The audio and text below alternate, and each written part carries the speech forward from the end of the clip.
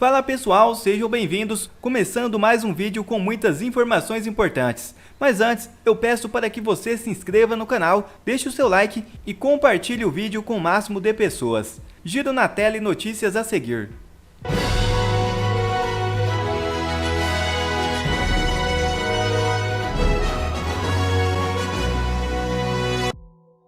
Não é brincadeira. Imprensa admite que fez fake news para eleger Lula.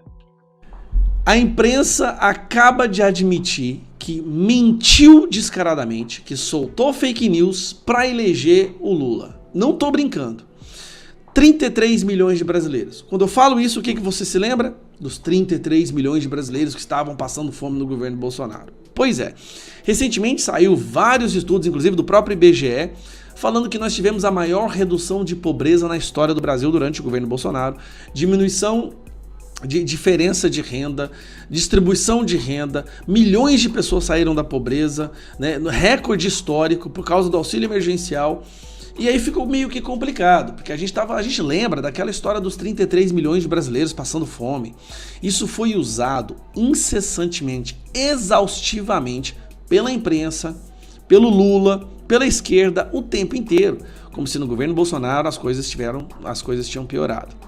Aí me vai o Estadão, e talvez assim, não sei se é porque muita cannabis sativa na cabeça desse povo, ou porque eles estão tão certos de que jamais serão punidos pelas suas fake news, que o Estadão admite que a imprensa, que eles mentiram, soltaram fake news, ou seja, cometeram um crime mais grave no Brasil hoje, pior que tráfico, pior que assassinato, para eleger o Lula. Tá duvidando? Dá uma olhada nisso aqui que saiu ontem. A sutil fake news sobre a fome que ajudou a definir a eleição brasileira. Frase de impacto de que 33 milhões de brasileiros passavam fome em 2022 não estava correta, mas o próprio Estadão soltou isso.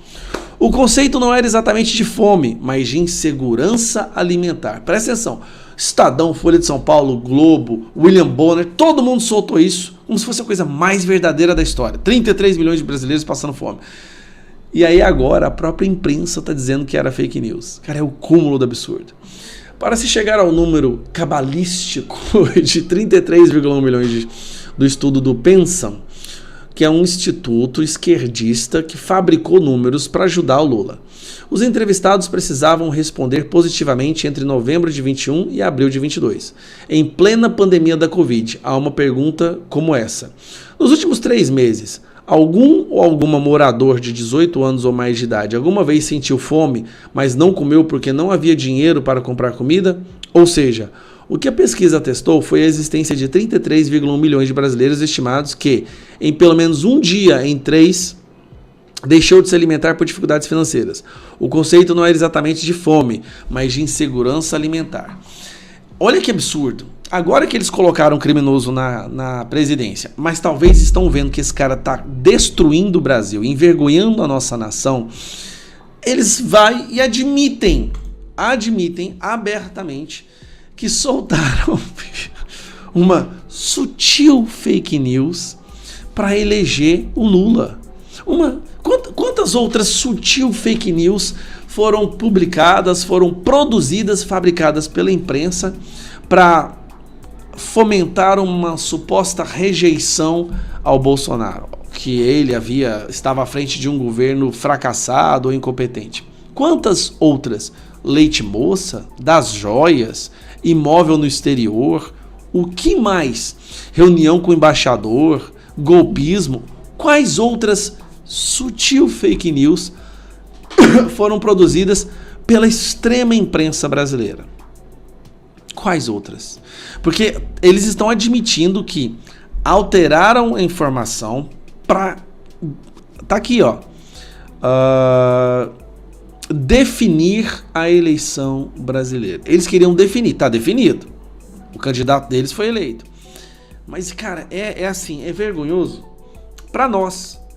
Porque eles nem respeitam mais a nossa ação após indignação. Eles falam abertamente, mentimos, soltamos fake news, não era verdade, não tinha 33 milhões de pessoas passando fome, mas pelo menos o Lula agora está eleito, né? Tá tudo bom agora. O dinheiro está fluindo para os caixas do Estadão, para a caixa do Estadão, do Folha de São Paulo e da Globo. Que vergonha. Cara, alguém que acha que está se informando lendo a imprensa é muito mais imbecil do que uma pessoa que não tem interesse em acompanhar a notícia. Parlamentares confirmam presença em ato contra Dino no STF. Manifestações estão programadas em 15 estados no domingo. Veja o vídeo. Parlamentares da oposição confirmaram presença nas manifestações contra a indicação do ministro Flávio Dino para o Supremo Tribunal Federal. Os protestos estão programados para acontecer neste domingo, dia 10 de dezembro, em 15 estados. Em pronunciamento no plenário do Senado, Magno Malta anunciou que vai participar do evento na capital federal. Eu estarei aqui, dia 10, e estarei à tarde na Paulista. E nós precisamos conclamar o povo, doutor Sebastião, para estarmos aqui sem medo, porque muitos estão livres depois das grades e muitos estão presos fora das grades, inclusive eles, que prendem as pessoas e dão exorbitantes penas, estão algemados, eles e seus filhos, porque não têm a mínima condição de sair na rua. Bom, Ana, é hora da participação popular. No último dia 26 de novembro, houve uma manifestação aqui na Avenida Paulista, encheu a Paulista, e o que demonstra, né, que a população perdeu o medo e precisa cada vez mais se manifestar e dizer o que quer aos seus representantes. Exato, Paula. É importante até porque nós não estamos falando de um cargo, um comunista no Senado ou na Câmara e que pode ser tirado ali do seu lugar através do voto. Nós estamos falando de um comunista, um auto-intitulado comunista, e nós sabemos muito bem o que comunistas fazem com constituições, com forças policiais secretas, com perseguições. Nós estamos falando de um comunista com genética comunista, porque o Flávio Dino já provou que a sua genética comunista ela é muito atuante como ministro da Justiça, principalmente naquela reunião, né, que ficou muito clara para o mundo, porque o mundo viu isso. O vídeo foi encaminhado com legendas em inglês para muitas pessoas, ele se dirigindo às plataformas digitais no Brasil, dizendo que essa era da liberdade de expressão acabou, né? Então nós sabemos muito bem o que um comunista que tem toda a cadeia genética de um comunista que abraça regimes totalitários e aplaude ditadores como Stalin, por exemplo, Fidel Castro e outros, né, Maduro, o estrago que um homem como esse, com esse DNA, pode fazer na cadeira da Suprema Corte.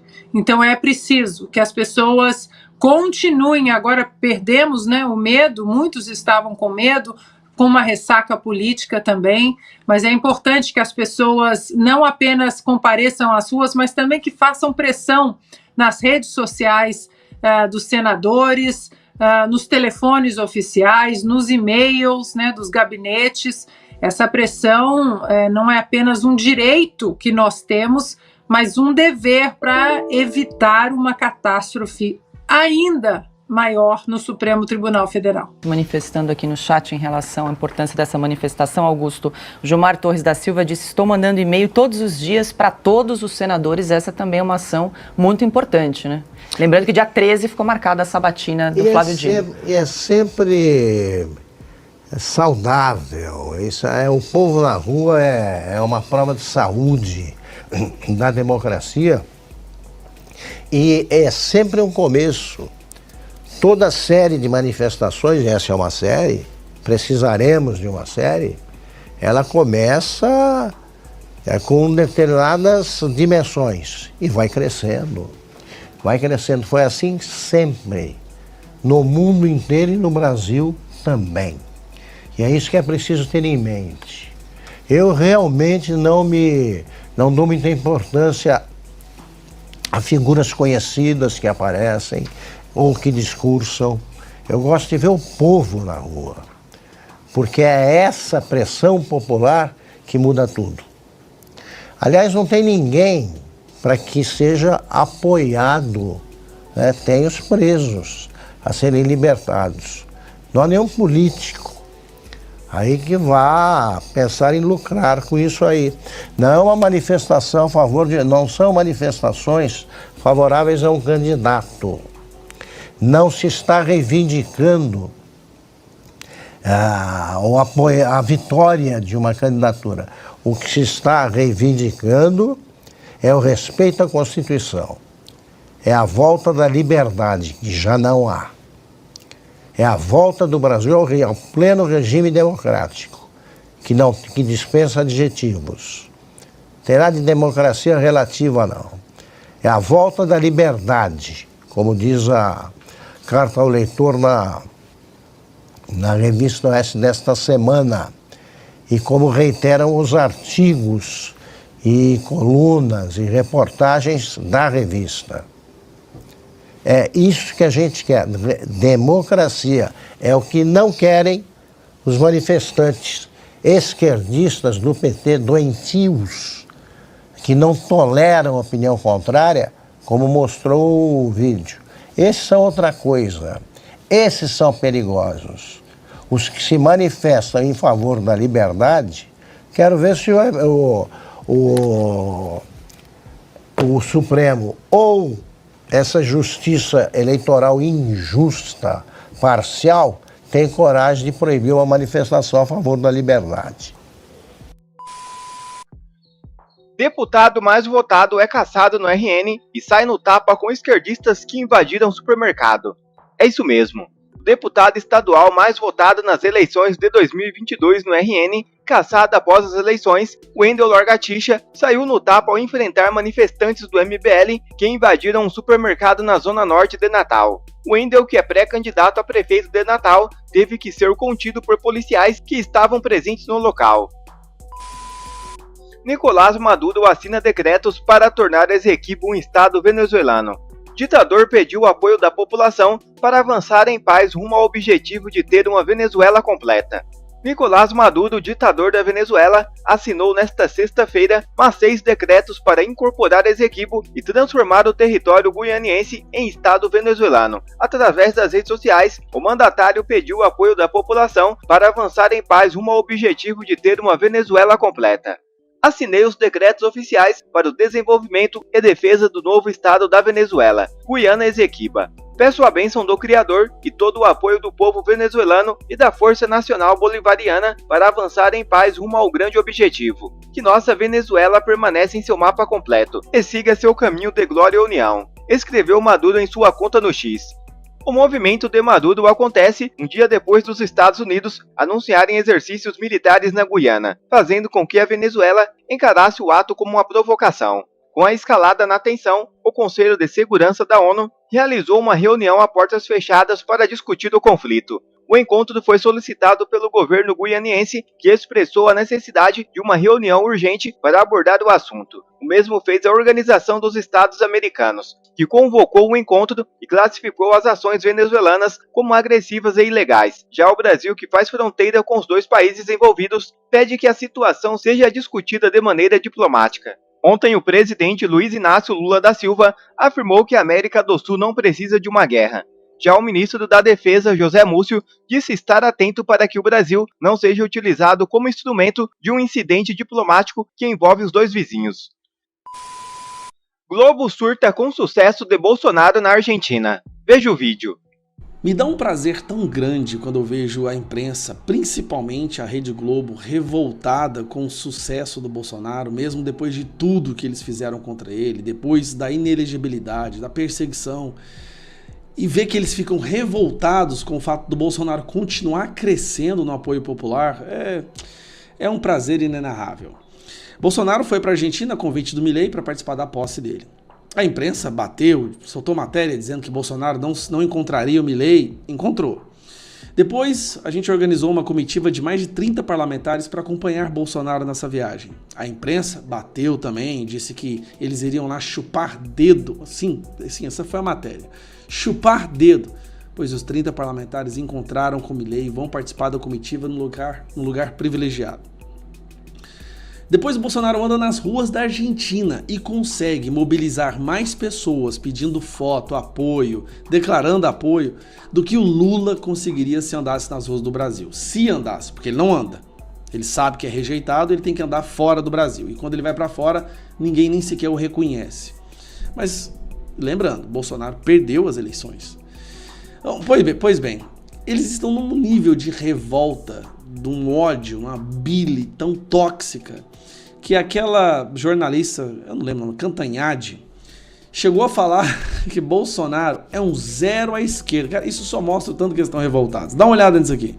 O Milei tomou partido, né? Escolheu um lado aqui no Brasil.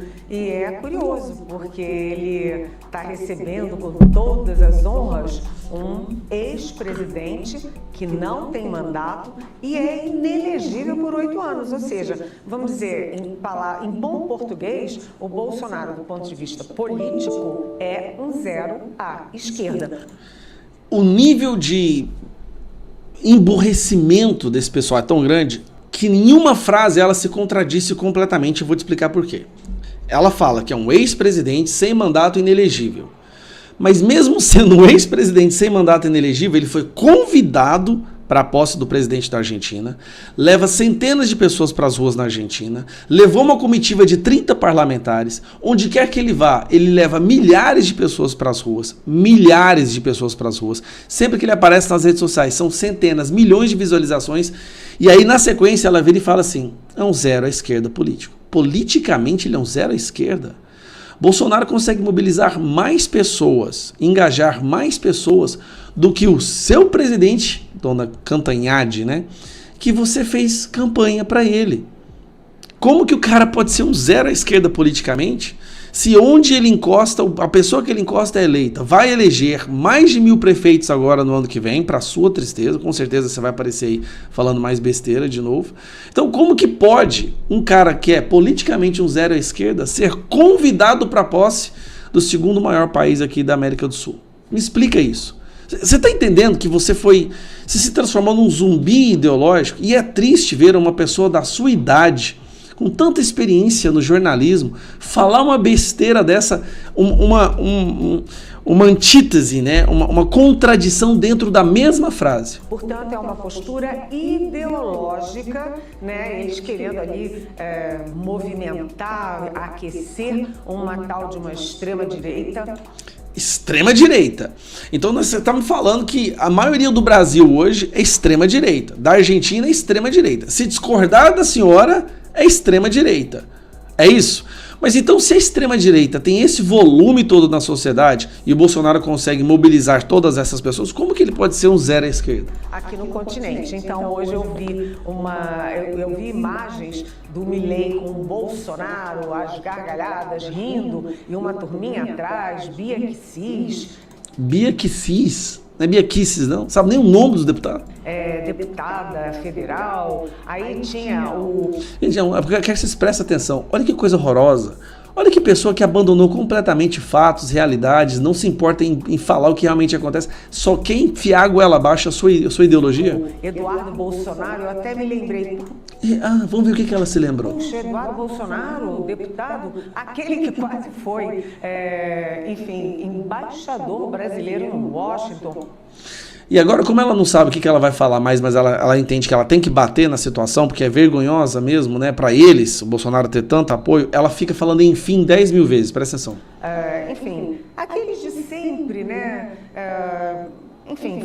Tá vendo? Ela não tem o que falar, então ela tá enchendo linguiça. Faria e tal. E aí eu fiquei pensando, gente, o que é isso? O que o Milei tá fazendo? O Milei tá se aproximando do maior ícone político vivo hoje no mundo. A pessoa que mais tem alcance, engajamento, apoio no mundo, de acordo com uma pesquisa que saiu recentemente, até mesmo mais que Donald Trump. É isso que o Milei está fazendo. Ele está se aproximando dos maiores políticos do mundo. Não um zero à esquerda como você tenta fazer com que a audiência burra da Globo acredite. Ele abriu uma guerra contra o Lula reagiu Ele não abriu uma guerra contra o Lula, ele só não gosta de corrupto, que deveria estar preso, só isso. mal, porque o Lula se meteu onde não devia. Não, o Lula não cometeu um erro, não. Você tá me falando agora que o Lula cometeu um erro, o ser humano perfeito cometeu um erro? Não vou questionar, eu fico vendo. Eu escuto esse povo da Globo, me dá uma azia, me dá uma gastura, um embrulho no estômago. Como é que tem gente que assiste essa galera ainda, meu Deus? Meu Deus, isso aí faz um mal pro cérebro igual crack. Assistir esse pessoal, destrói os neurônios da pessoa. Mas quer ver mais vídeos como esse? Então inscreva-se agora mesmo no canal, deixe o seu like e compartilhe esse vídeo com o máximo de pessoas. Assim você vai estar me ajudando demais. Fico por aqui, um forte abraço e que Deus abençoe a todos. Brasil acima de tudo e Deus acima de todos.